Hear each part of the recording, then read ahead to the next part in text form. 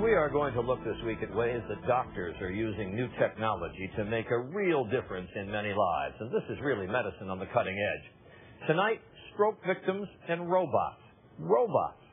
750,000 Americans suffer a stroke each year. 540,000 are left with some disability. Now, doctors are using robotic limbs, which have the potential of helping overcome those disabilities. With a closer look, ABC's Ned Potter.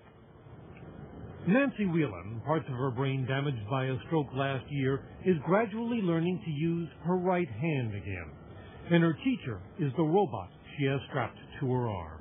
It's a beautiful merger of technology with empathy, compassion. Its inventors call it Rupert for robotic upper extremity repetitive therapy. It guides her again and again through the job of reaching for a cup on a computer screen. The arm is under your control. Over time, says Dr. Jiping He of Arizona State University, Nancy should be able to do it on her own.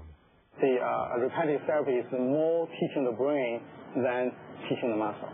Doctors have found the brain is remarkably adaptable. That one part can be trained to fill in for another if need be.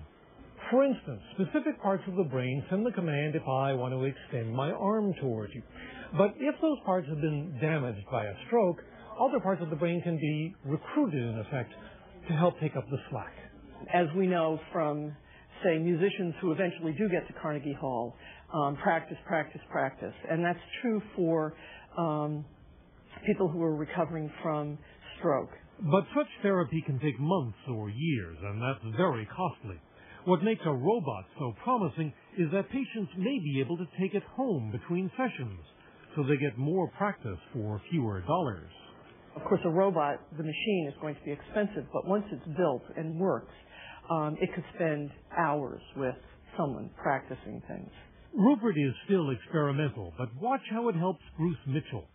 Without it, he has trouble lifting a bottle. With it, he's getting better and better. Yeah. Someday, researchers say their work could help up to a third of stroke patients relearn basic motions. Nancy Whelan would like to play the piano again, and she misses being able to put her hands on her hips. Ned Potter, ABC News, West Haverstraw, New York. Our closer look for tonight.